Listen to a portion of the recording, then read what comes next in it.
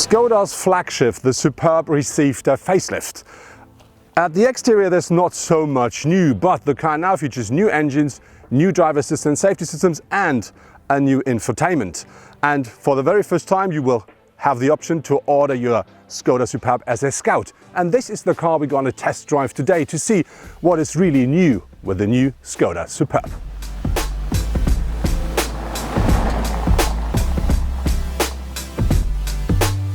Of course, the Skoda Superb is as practical as its predecessor. So it does feature big compartments in the door. It does feature here these cup holders in the center console. It does feature a big compartment beneath the armrest, which is cooled if you want. And on top of this, yes, you do find all the Simply Clever stuff, like the clip here for the tickets, or yes, of course, the ice scratcher beneath the lid of the tank. And yes, of course, as the predecessor, umbrellas in the door.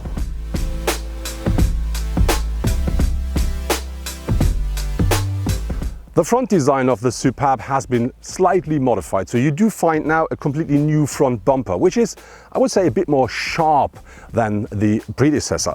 And the important change with our car, because that's the Scout, is we do have this, let's say, alloy looking part down here, which gives the car more power from the front. It looks a bit more off-roady and it should look a bit like an underride protection. But another new thing is the modified grille. You have these two bars on the single bars here now. You can't see them well with our Scout version because this is completely pitch black.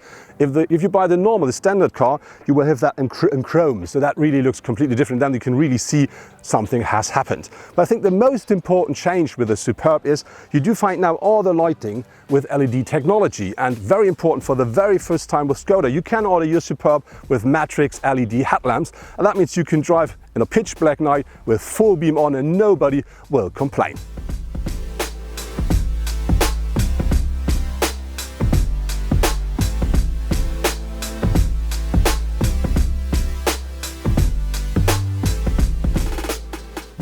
Something you absolutely do not have to complain about with the Skoda Superb is space, because here at the front seats, as a driver or co-driver, you really do sit comfortably. You have plenty of space. Even me as a tall person, I'm only 2 meters tall, I do sit perfectly in the car. I can adjust everything the way I want. And I know, because I drove so many Superbs, that even behind me, you do really sit very comfortably. You have plenty of space left. And on top of this, you get nearly 2,000 liters of maximum boot capacity. I'm really very happy that this hasn't changed from the predecessor to the new Superb.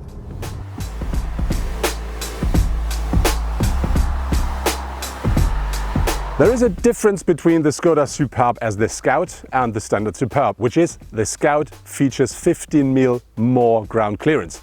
You can have an, let's say, off-road package for the standard Superb, which gives you 10 mil, so the real difference you can buy with the Scout is only 5 mil at the end. But when we look at the rear of the car, the first thing you see is we do not find the Skoda logo anymore. You do now find the Skoda signature here, quite prominent, quite big. This is something we saw very first time at the, I think, Scala it was. When you look at the rest of the rear of the car, of course, the car do feature a new bumper as well, as we saw at the front. We do have this metal look here again, which is typical for the Scout. But what I really like with the new rear bumper is this detail down here, because we do not find any fake exhausts anymore. This is just something new. I really think this is a very nice piece of design with the car. And important with the Scout, with the Superb now, is the car now features LED technology with the taillights as well. But what has not changed is the boot capacity of the Skoda Superb. With the Estate, the car offers 660 liters maximum capacity with the rear seats up, and that increases up to 1,950 when you fold down the rear bench. So I think it's still best in class. But there are new things inside of the boot. One thing is this here, is an, let's say, organizing tool for the stuff you put in your boot that will not roll around. And another thing is down here, they have an extra compartment here, which gives you the opportunity to have some more, let's say, have your boot a bit more organized. So I think one of the biggest, let's say, assets of the Superb is still there. We're talking about nearly 2,000 liters of boot capacity.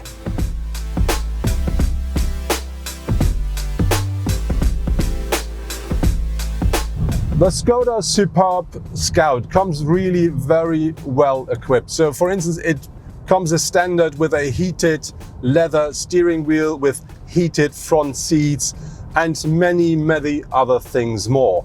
And so if you look through the pricing list, you will find loads of marked or checked buttons where it is, this is not an optional, this is a standard feature.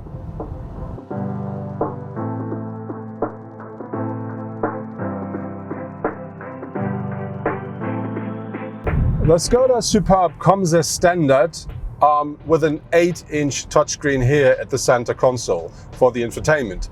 But if you want, you can have a lot more. As an optional feature, you can order a full digital cockpit, 10.25 inch of a screen, and that features different modes. You can have a fully card, or you can have a sports mode.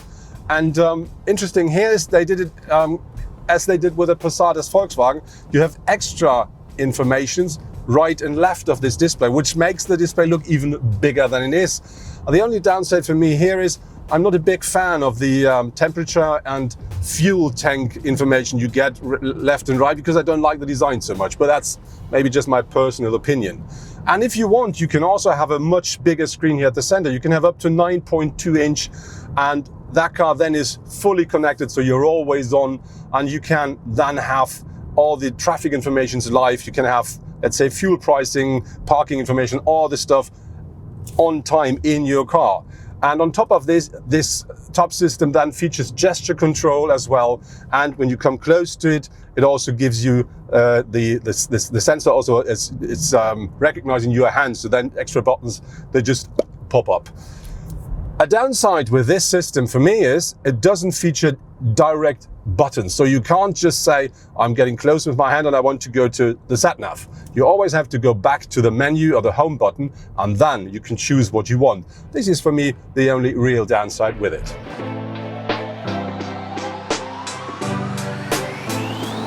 Talking about materials and craftsmanship inside of the Superb, I really have to say you have soft touch everywhere, and that really is very nicely made. On top of this, you do find with the Scout some wooden materials. It's not real wood, it's just fake, but it looks very nice. It looks a bit old-fashioned, but on the other hand, I think it matches the car quite well.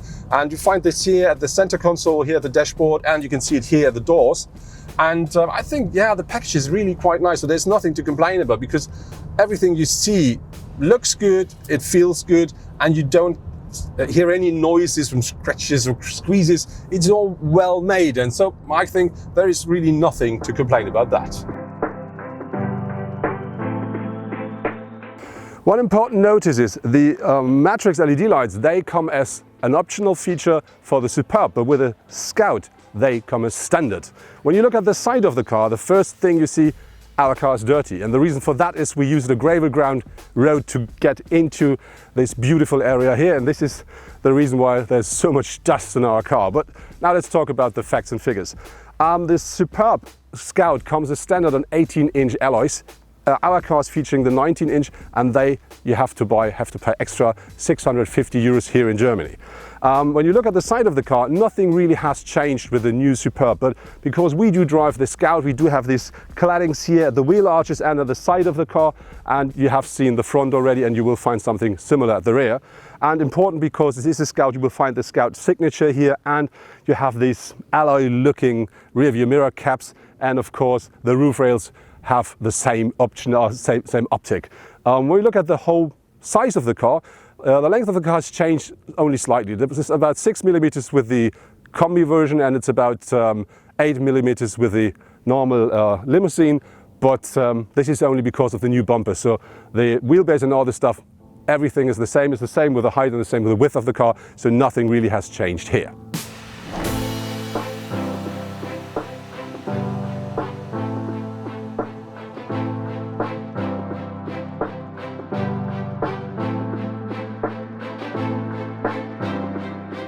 Our Skoda Superb Scout features special, very comfortable seats, and they do deliver loads of support as well. And when you see the headrest, you can really adjust it the way you want, even if you're a tall person like I am. So you really do sit very comfortably and nice in the car. And on top of this, you get this Scout stitching inside of the seats, which underlines the impression that the whole car should deliver. And so I have to say, yeah, this is something you can feel very comfortable even on long trips.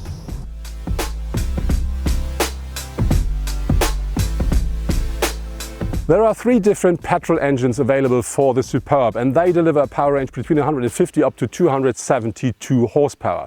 And then there are 2 different diesels, both 2 liter, and they deliver 150 to 190 horsepower. Very important is, even though they are 2 liter engines, both, one is the new so-called Evo, and that one is a lot more fuel efficient, but still very powerful. And then later the year, there will be a plug-in hybrid available. That car then features a petrol engine combined with an 85 kilowatt electric motor, and so you have a system output of 212 horsepower there. Important with the car is then with this hybrid, you can drive up to 55 kilometers purely electric through the city, so very, very nice and very environmentally friendly. Regarding to gear shifting, you can have either a 6 or 7-speed DSG or a 6-speed manual gearbox, and of course the Superb is available as a front-wheel power car or like with our Scout, as an all-wheel drive car. When we started our test drive, we used the 272 horsepower petrol version, and that engine really works well with a 7-speed DSG in the Superb. And it was nice to drive, it was powerful if you want, and then we've changed to the 190 horsepower diesel version.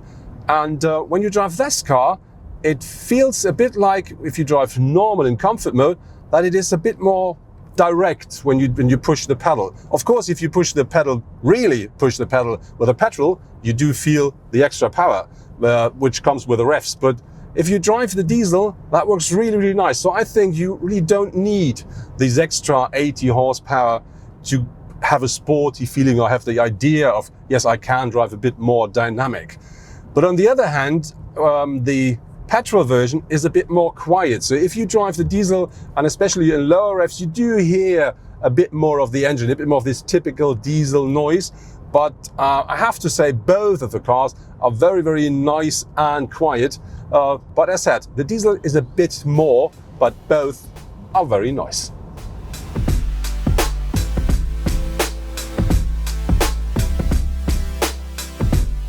The Skoda Superb features as standard when we talk about driver assistance safety systems, for instance, a city emergency brake system, and it does feature a cruise control, and it does feature park sensors front and rear, all as standard. But you can of course order a lot more. And there's some interesting things like an adaptive cruise control, lane keeping, active lane keeping system, and if you want traffic sign recognition. And if you want, it also offers predicted driving, which means the car then uses all its systems combined, like the front camera, the radar, the sat-nav, the lane assist, the traffic sign recognition, and so on. And then it does work completely autonomously. So that means that if you drive with the cruise control activated on the motorway, the car knows, because of the camera and the sat-nav, that there will be a speed limit, and so it will automatically reduce the speed to the limit when you reach the sign. So you will never have any problems with speeding. It will then, whenever you're allowed to drive quicker, accelerate automatically as well. The only downside here is it will only start with it after the sign. And that is something where I'm, from time to time say that's a bit too slow, the reaction. So I do overwrite it with my pedal. But it really works very nice and smooth. And important is, because it works with a sat-nav, the car also knows there will be a very tight bend, so I have to reduce the speed. There maybe is a roundabout, so I have to reduce speed. Or you just want to turn, and the car will know this because of your route in the sat-nav. And then it will reduce, or let's say adapt the speed as well. And that brings you to the point where you, for instance, did what I did. You drive a long distance on the motorway, you really don't have to use your right foot. You can just keep your foot off the pedal and the car will do the rest, and you can do this for a very long trip, and you can then just say the car is doing your job.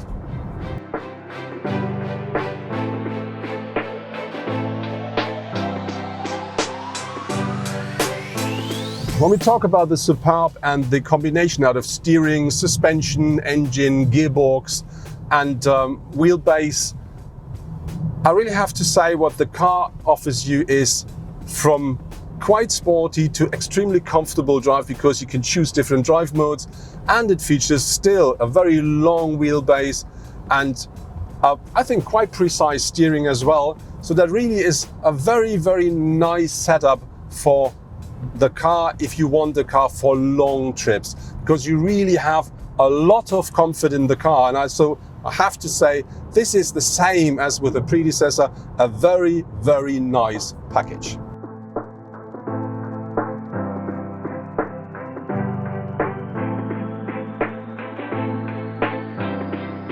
I really do like the interior of the Superb a lot, but what I don't like so much is the ceiling, because I'm not a big fan of the color. It is well made, it looks nice, but I think the color gives it an impression of being a bit, cheap. I think cheap is the word. And but you have to know, you don't need to order this. You can also have it in black. And if you order the top version of the Skoda Superb, you can order that in Alcantara as well.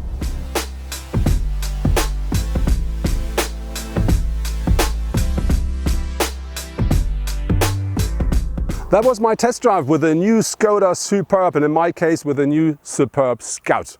I want to have to talk about the car overall. I really have to say, with the facelift of the car, Skoda really made it happen to redefine the car and made it even more elegant. I'm already was a friend of the Skoda Superb, and I think the new car with the new front and rear bumper and the new tail and headlamps, a bit thinner, looks, I think, even more elegant.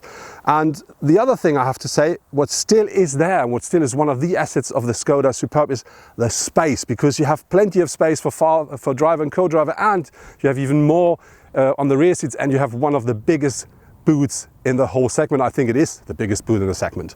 And then we do have to talk about the new systems on board. So we do have new infotainment, we do have new driver assistance safety systems, and very important, we do have new engines. And when we started the morning, we used the most powerful petrol version, and very interesting here was the fuel consumption, because we only used about 8.5 liters per 100 kilometer driven.